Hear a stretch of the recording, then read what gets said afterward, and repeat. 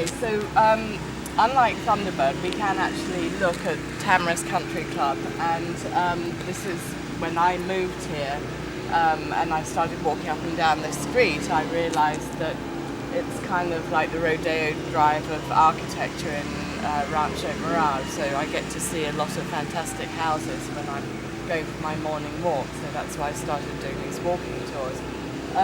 What you see here is what I call the backside of Tamarisk Country Club, and here's a postcard of it. This is actually from about 1957, and we are actually standing right about here, and what you're looking over to the roof on that side of Tamarisk Country Club, we're actually at the top of Frank Sinatra's compound, and where you see that kind of circular roof, that was where Zeppo Marx used to live, the kind of standing seam roof.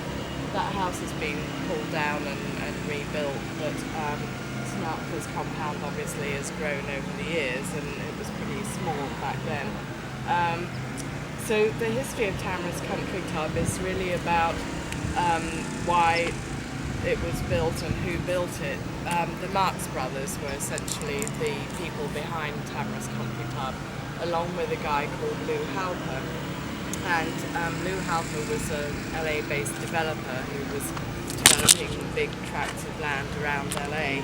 And they were all members of Hillcrest Country Club, and Hillcrest Country Club was really it was a place where all the entertainment industry used to meet. All the Jewish immigrants who had founded the entertainment industry founded Hillcrest Country Club as a place that they could socialise and meet.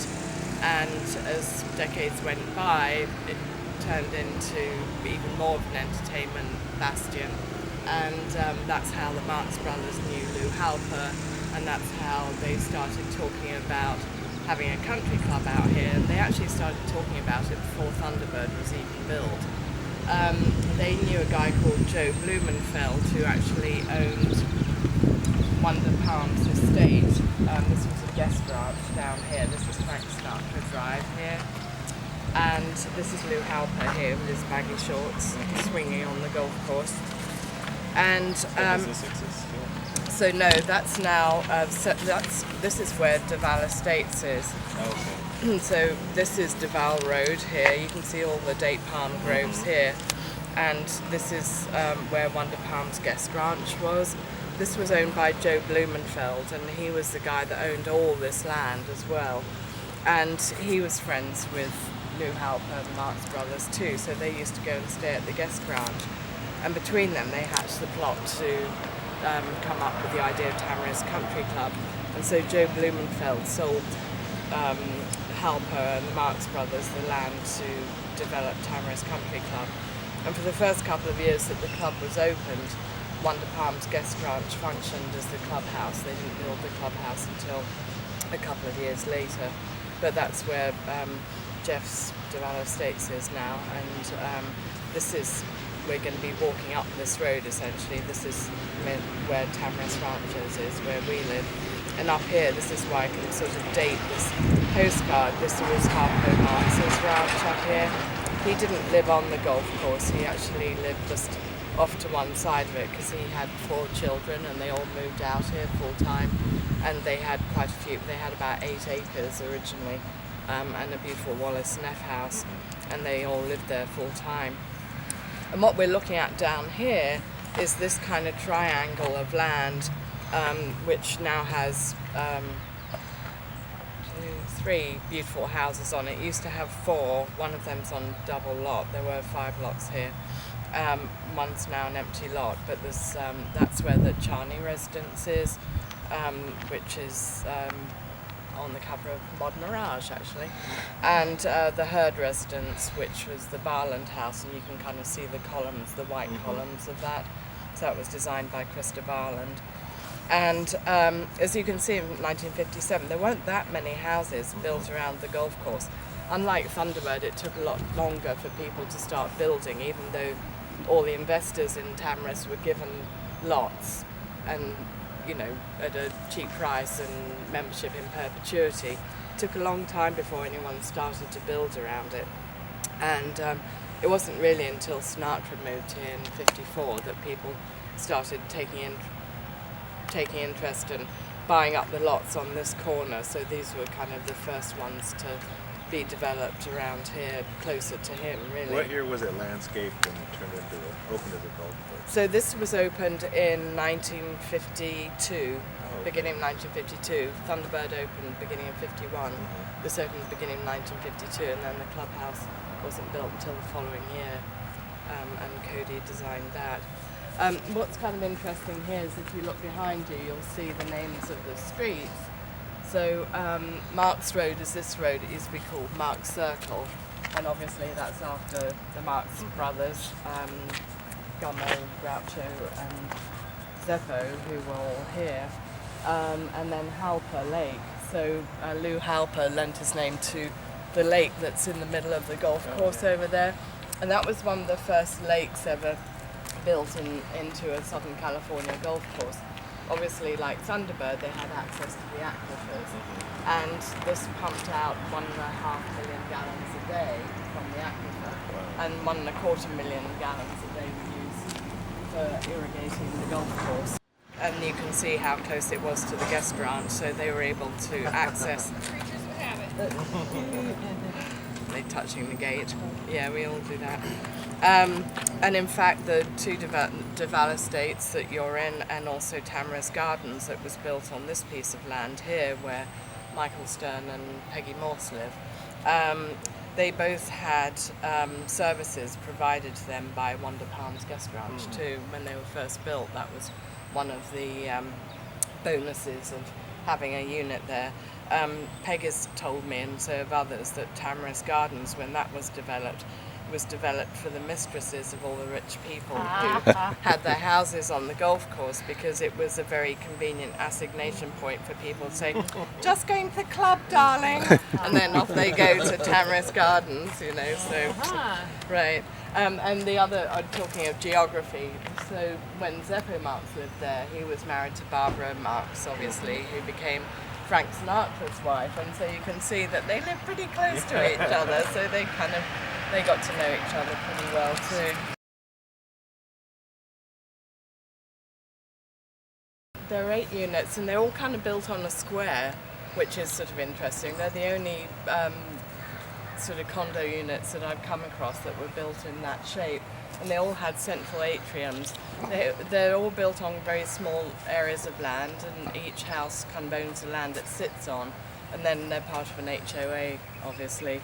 But they're all quite big. They're all about sort of 3,000 square feet, and they were the last condominium units to be built in this kind of model, this kind of resort-style community, which was something that became really popular, obviously, here at that time. So I'm just going to find you a plan of that. So the original plan that I discovered was for a huge piece of land that stretches right back behind this, was going to be developed into hotels and multiple housing and all sorts, and this was kind of the original plan. And some of these houses did actually get built. And then what happened was, I think they couldn't get zoning for the hotels. I've come across various things that said, no, you can't do that. And so the land just sat empty for quite a long time. In fact, that postcard I was showing you, you can see this is, well, actually this shows you the Sinatra house, but this is the empty land for Cody Court. So this was in the mid-60s when Sinatra had his helipad developed, because he thought Kennedy was going to come and stay. This is Palmview Road here, where we're going to be walking up, and this is where Cody Court is now. And these are all date palm groves, which I'll be talking about in a minute. This is Frank Sinatra. Yeah, yeah. Yes, it is, and we'll be walking. It's behind that white wall there too. Is that a Cody? So the first Cody house, the first house there that Sinatra bought was a 2-bedroom Cody.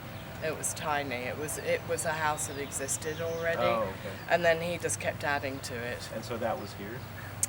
So the main part of the house is you can't really tell what the Cody was, because it was just a simple long gable Cody. And then he added to it fairly quickly. In about '56, he added another 2 bedrooms to it, and after that he just kept adding cottages. And So what is that? so this was for the security personnel that he Oh. built all these cottages for when Kennedy was supposed to come and stay, for the Secret Service to stay. And so I don't know if you know the story about how the trip got cancelled. Well, the visit got cancelled. Kennedy had stayed there before, but the Robert Kennedy, who by then was Attorney General, said, "I don't want you staying at Sinatra's because of the mob connections." So Kennedy cancelled his visit to Sinatra and stayed at Bing Crosby's, which really stuck in Sinatra's throat because Crosby was a Republican, and obviously this was not quite the way it should be. A lot of that was featured in the movie then, wasn't it? A lot of those shots were of that Yes, house and yeah, so on. they were, because he spent 40 years over there. I Wow. mean, people think of the Frank Sinatra house in Palm Springs, and obviously it's an iconic house because it's E. Stewart Williams, and you know, it's such a beautiful house, but in fact he spent 40 years over there. So Cody Court ended up being this, essentially. This was another plan. This was for 9 units, and it got changed again, but you can see that each one is kind of built on a square with the atriums in the middle of them. And these were built in 1970, and they were kind of one of the last condominium communities that were built on this kind of scale. After the early 70s, everything kind of became like Mission Hills and the Springs Country Club. They just started building them really, really big. So we're going to just take a walk along here, and I'll show you the design style that Cody used here. But I always think what's interesting about the houses at Cody Court, they have a kind of split personality, because the sides that face out to the golf course, and they were originally called 10th Fairway condominiums, are all glass, but the sides that face away from the golf course are quite almost adobe-like. I mean, you can see there with the recessed windows that they have this kind of really deep kind of adobe style to them. And that's actually a little bit like Steve Rose's house, the Rubenstein house, where you have almost that, I mean, they wanted a hacienda, the Rubensteins, but he did use a lot of that deeply inset windows with that kind of thick stucco around them too. You can see in the back there the people have raised up their atrium and put clear story windows in. That wouldn't have been original. They would have been more like that with the kind of peak roof on them. Right. But they have a lot of interior glass that leads into all the sun courts. So whether you have a sun court in the back of the house and, you know, one of the bedrooms, they all have floor-to-ceiling glass, and you can see that a little bit just right there as well. It's a kind of big, it's not a particularly big house that added to it. It was a ranch, and it was owned by the Cobb family, and one of the roads down here is called Cobb Road, and they owned a lot of the land around here, and they started selling it off. And one of the people that they sold a lot of land to was a guy called Bud Morris. And Bud Morris had been a sales manager for the Alexander houses in Palm Springs, and he saw the opportunity here in Rancho Mirage, and he came out here and he just started buying great swathes of acreage around here. So this was what he called Tamarisk Village Estates, and this was his company, Morris Land and Development Company. So he was selling land all around Tamarisk. Estate-size home sites, but he was also selling land for subdivision. So this was another of his ads, which I like, Jeans today, dollars tomorrow, which kind of sums up what was going on around here. And so what happened with Thunderbird and Tamarisk, and essentially the introduction to the book, is how they, the two golf courses became so popular that obviously people didn't necessarily have deep pockets to build their own houses on the golf course. So developers started realizing, well, we could build smaller homes and resort-style communities for people to live in, and then they don't have to spend so much money. And usually the resort communities had, you know, central pools, and landscaping was all taken care of, so it was pretty maintenance-free in that regard. So that was what started happening, especially around here. I mean, it obviously happened to some extent in Palm Springs too, but this whole city really sprang up around the idea of the two golf courses just stimulating the economy.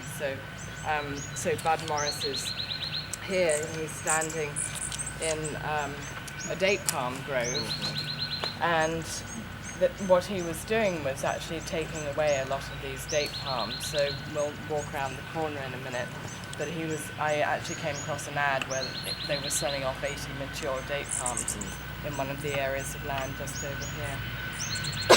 So he was a pretty savvy guy. This house was designed by Val Powelson, and it was built for Bud Morris by Robert Marks, who was Gummo's son. And Robert Marks, and Powelson worked together on a number of houses on Tamarisk, and Robert Marks designed and built some houses on his own as well, but this is one that he did with Powelson. What year is this? This is 61. Oh, it is. Yeah. So it was, they really worked together just for a couple of years. They did the Gummo Marks house further down, which we'll see in 57, and did some other houses on the country club as well. One of Powelson's signatures always seems to be these pointed beams. But actually this is it's kind of a different house from a lot of the other ones he's done. The stack block appears in the Gummo Marks house as well. The kind of narrow vertical windows along the left side are in the Gummo Marks house as well. But this house is actually more conventional shape than most Powelson houses. I mean, Jeff lives in a Powelson design community, and you know how unconventional the shapes are. This one is actually kind of more I wouldn't more have thought it conventional. was. No. So the history of this little community, this was actually known as Tamarisk Village. And for the longest time I had an article about a guy called Don Baker and his bachelor Tamarisk pad. And it was an article I found in an old copy of Palm Springs Life. And I kept on thinking, where is Tamarisk Village? And it didn't identify the house at all, and it only showed the back of the house. And I had come across this, and as well as this article, and I was just so intrigued, and I kept on trying to figure out where it was. And so this was another Bud Morris development, and there were 4 houses, and myself and Frank Lopez from the Architecture and Design Centre were talking about Hugh Capter one day, because he was archiving all of Hugh Capter's drawings. And Frank lives just over there. Oh, he does? And I said, Frank, do you think there's any Hugh Capter houses in Rancho Mirage? And he said, well, take a look at this. And he pulled out these drawings, and on the bottom it said Don Baker, and it also said Mottle Circle. So I had this other article, as I mentioned, this Bachelor Tamarisk article that said the Don Baker home. And again, it sort of had a picture of the back of the house, but it didn't show the front of the house. So we went through all the drawings, and we were able to figure out, you know, this actually had an address on it, which drawings often didn't. That this house was one of them.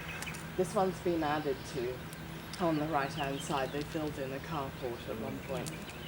But inside it's still got a lot of originality, and you can see, you know, the rock wall and the angled roof lines, and this has a canted wall on the left-hand side. And it still has quite a lot of original features on the inside as well. Exactly, yeah, really pretty amazing. And so Frank and I had always kind of walked around here. I bump into him walking in the mornings too, just going, well, what's the story with these houses? So I'm going to walk you down just to where this car is. And the only thing that kind of really gives it away is the kind of split beam detail at the front. Yes, that goes all the way through to the other side of the pool, obviously. And then Frank actually found some photos that Patrick McGrew had taken that were in the archive, and so between us we managed to join all the dots. And in fact, the Desert Sun kind of liked the story, and they featured us in the front page of the Desert Sun about having made the discovery that there were in fact 4 Hugh Capter homes here. Yeah. So that was the mystery solved. So this had an architectural merit plaque on it, because the city knew that there was something kind of cool about it. Oh, really? But they didn't really know what it was, and so we identified it to the homeowners and said, if you want to, This is the Jaffe House by Cody. Was built in 1963. Dr. Jaffe was, he kind of invented nuclear medicine for treating cancer. He was very highly respected, and his wife was a famous novelist called Diana Gaines, and the two of them were already members of Tamara's Country Club and had been coming out here for several years, and decided that they would buy a lot and build a home here, and they employed Cody to design it. And the story goes that Dr. Jaffe was really involved in the design of it, and he and Cody apparently sat down over a bottle of whiskey and came up with all sorts of ideas for the house. And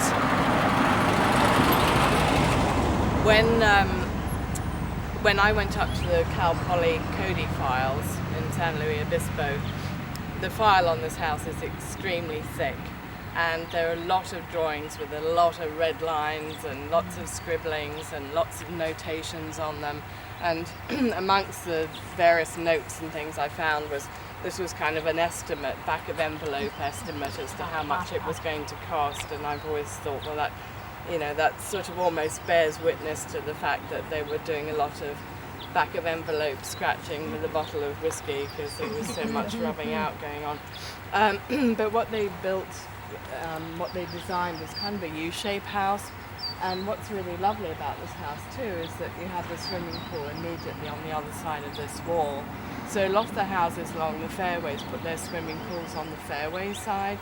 But in fact, if you're on this particular fairway, you really sort of wanted your pool on this side so that you could look out at the mountains. So it made a lot of sense to do it that way. And the house has a guest cottage. You can see just the very top and the very flat roof there. That was also a consulting room for Dr. Jaffe. He carried on working after he and his wife moved out here full time, and he carried on consulting pretty much until he died.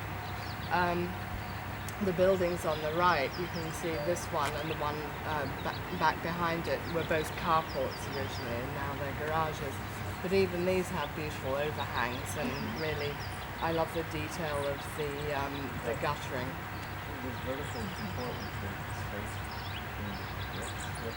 What's in that gap? I think it's a design detail, really. I mean, that's to me, that's when you look at that, to create that kind of design detail on the wall of the garage just kind of really speaks to the quality of what Cody was doing. And then what you can also see here is the overhang for the entryway. So behind those gates, that sort of floating steel roof carries on all the way down to the front door of the house, and it has these openings as you kind of walk along, where you have openings between the buildings and the floating roof itself, and then you have horizontal openings as you're walking down, so you're kind of constantly getting these flashes of sky as you walk down there. And then you've got the pool on one side, and So the pool back. the pool is immediately behind that wall. It's kind of a T-shape. Let's see if I can show you a picture here. Okay, this is what it looks like essentially. So this is the walkway, and you can see the. Okay, so this is 1957 Val Carlson and Robert Marks. This was built for Gummo Marks, and this is really what brought Palson and Robert Marks out to the desert. So Gummo Marks had obviously invested money into Tamarisk, and he already actually had a house down on Wonder Palms, Guest Ranch, a house that's still there. But he wanted a bigger house on the golf course, and so he said to his son, Bob Marks, come out here and help build something. And his son had already started developing houses in the Hollywood Hills with Val Palson, and so Mark's brought Palton out with him and said, let's design a house for my dad. So this was, I discovered only a couple of weeks ago when Bob Marks was here during Modernism Week, that this house was called the Sputnik House.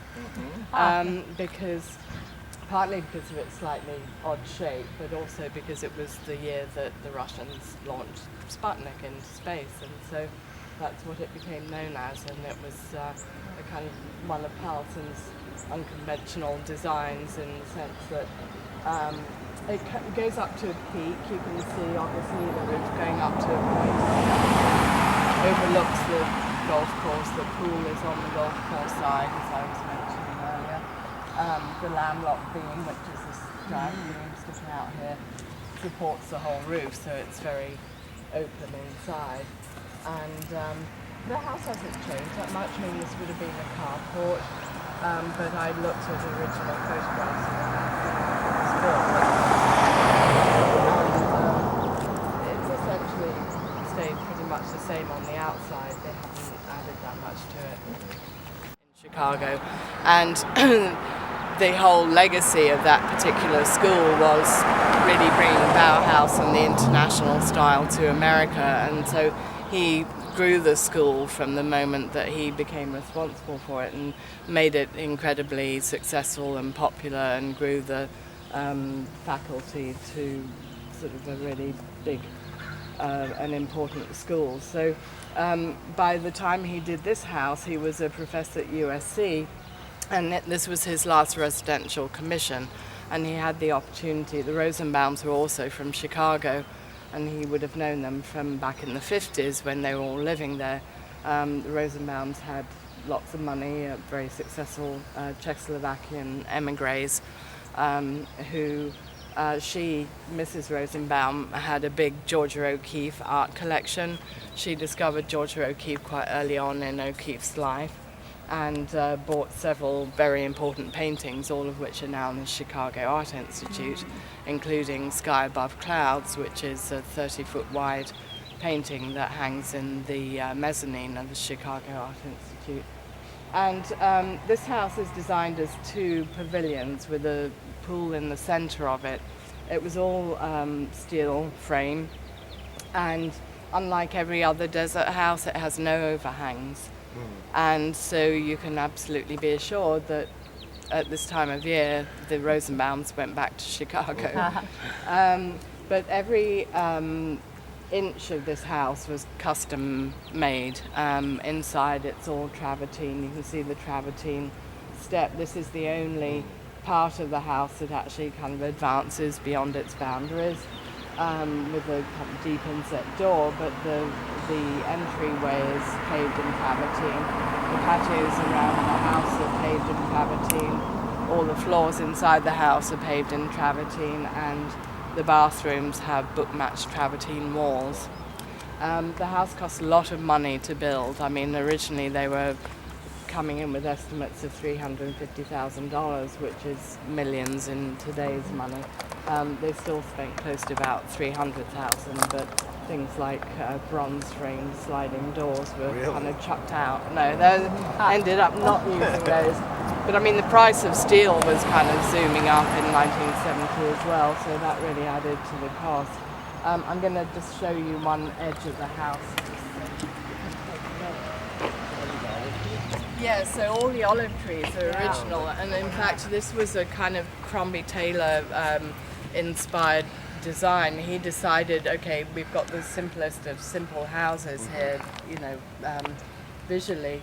Let's create some kind of lacy-like shadows and do something interesting with light and shadow on this house. I just want to show you this steel beam, you know, because these you can see them all the way down the edge of the house, but you can also see how these gaps were created around here. And this, to me, this kind of speaks of to the detail. I know, exactly. So there's the travertine plinth, and then you've got this amazing detail of the recessed.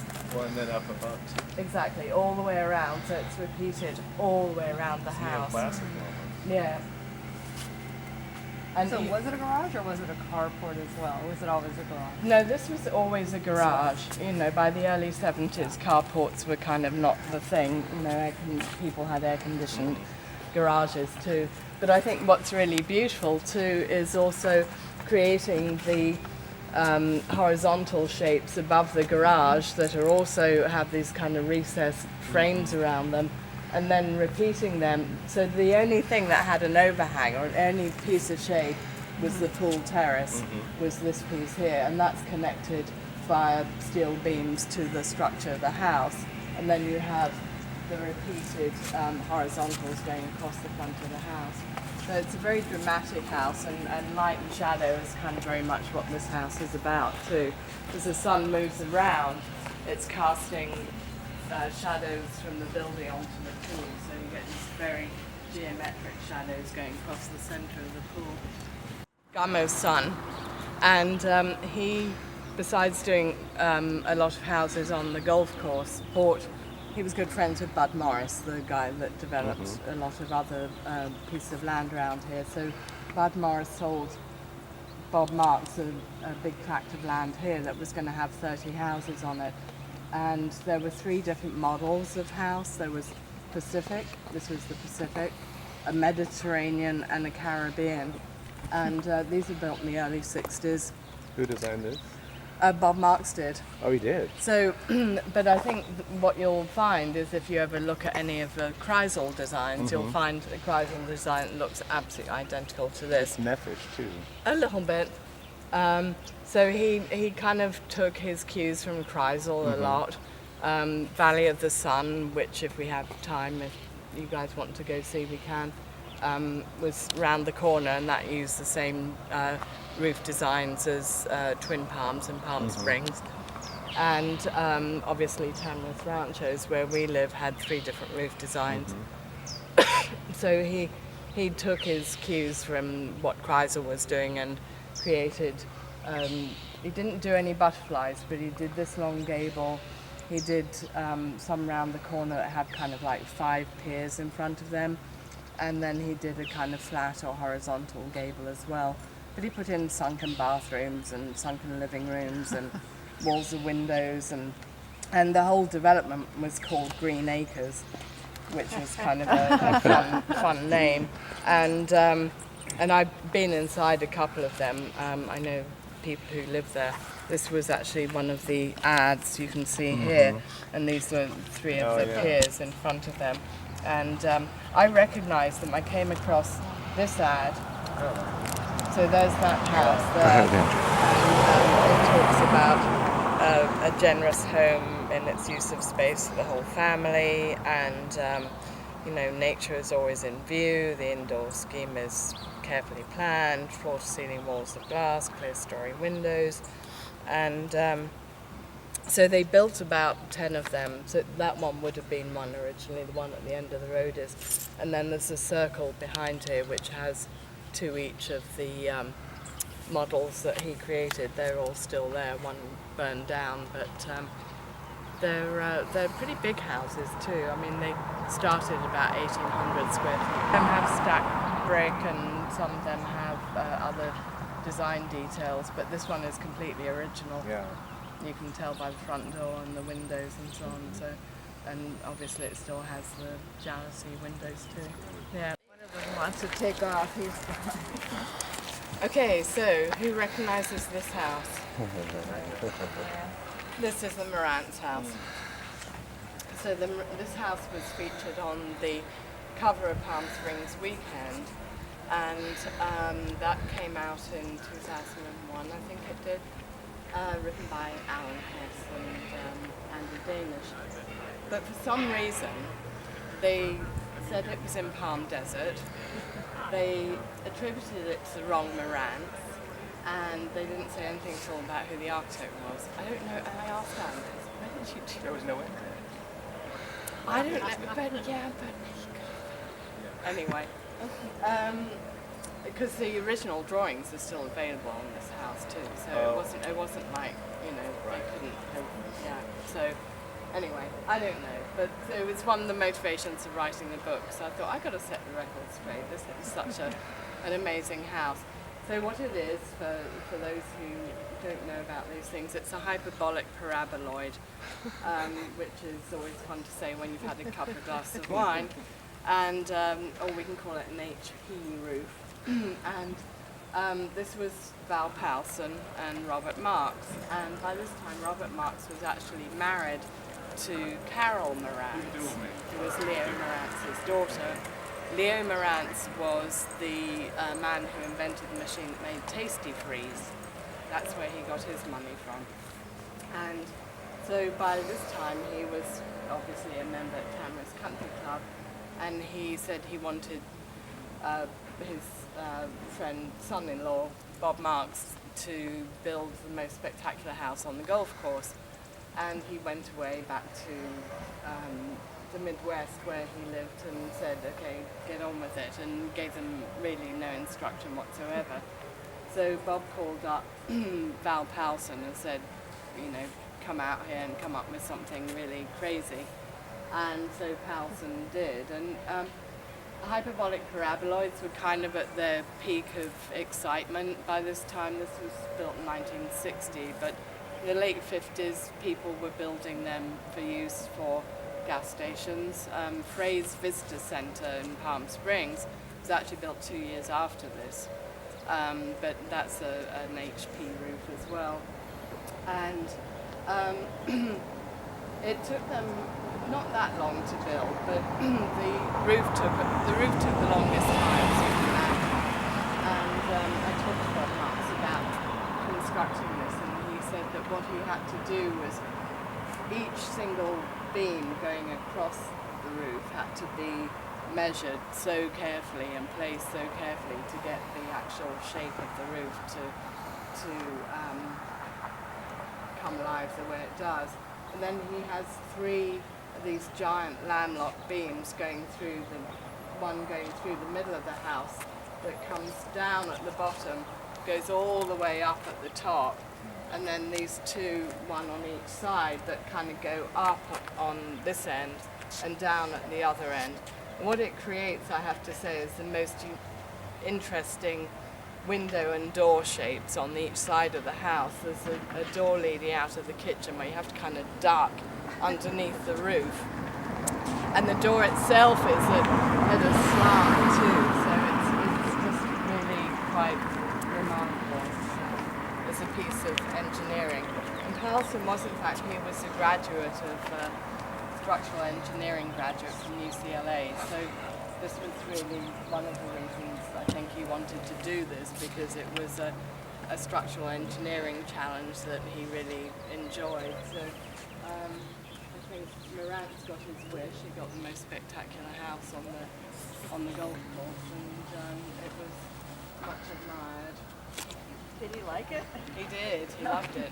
He lived here until he died.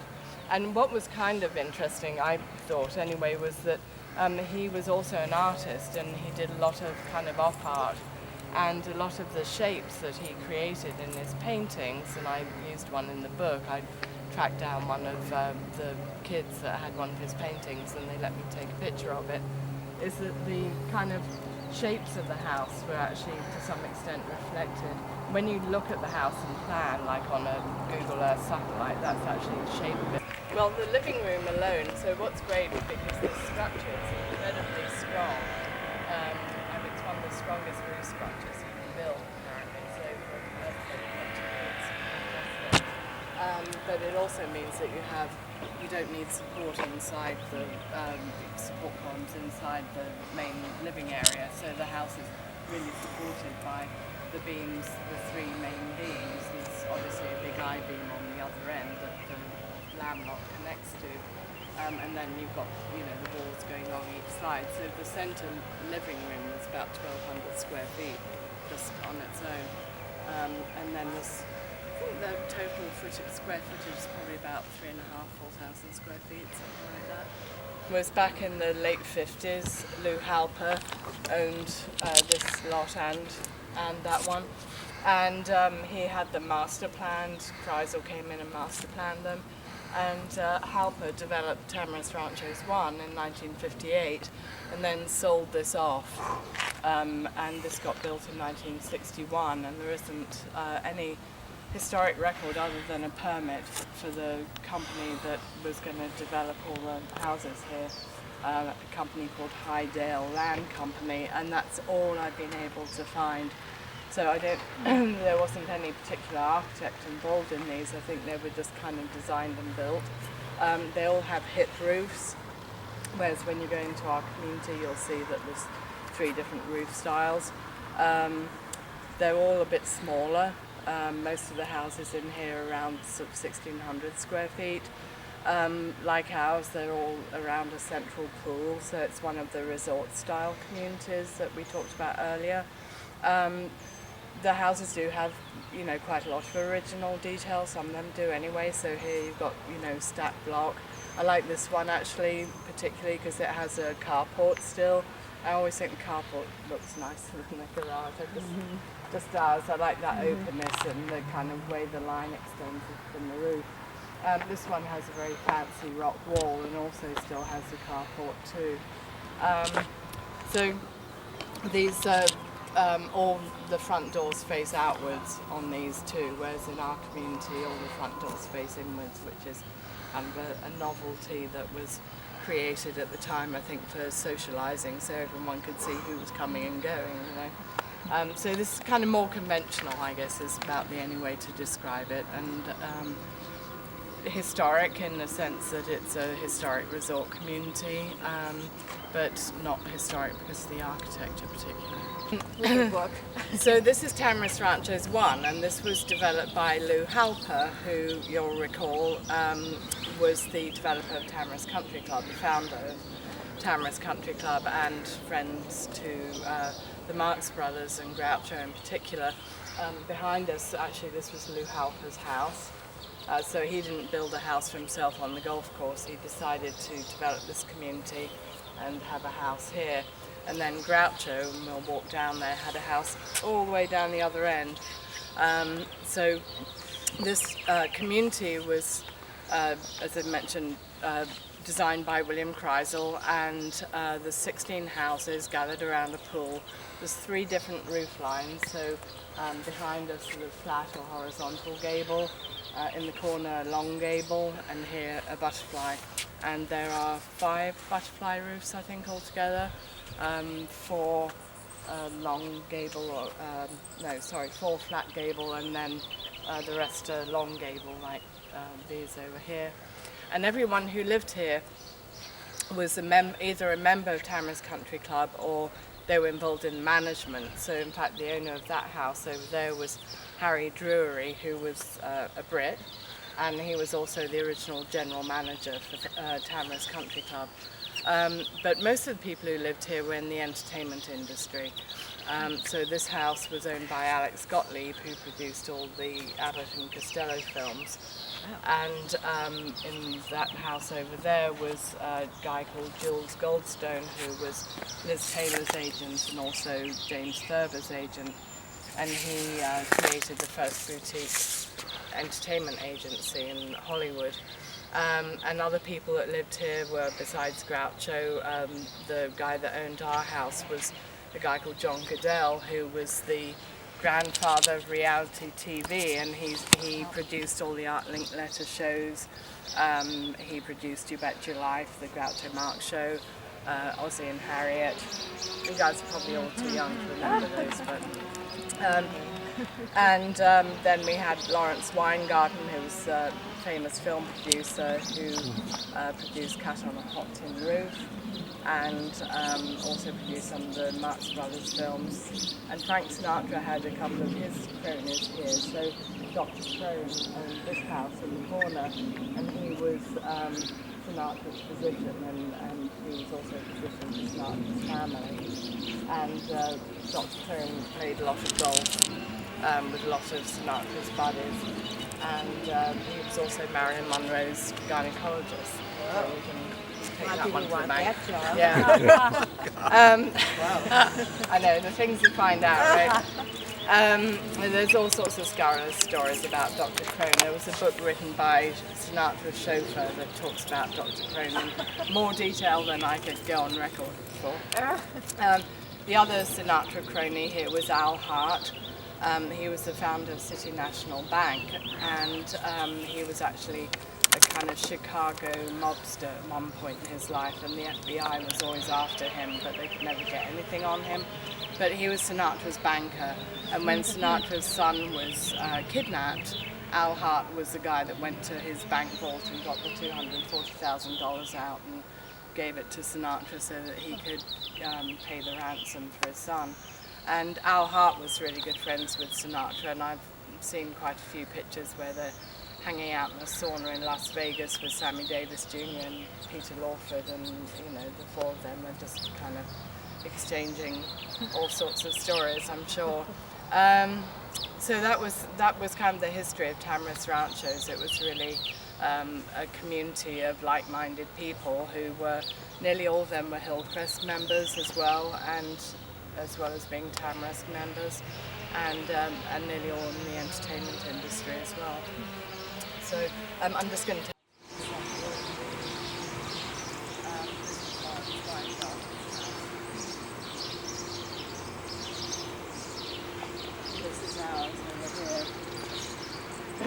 And the other detail about these houses that's kind of interesting is that all the flat gable have these kind of interesting rock face details to them.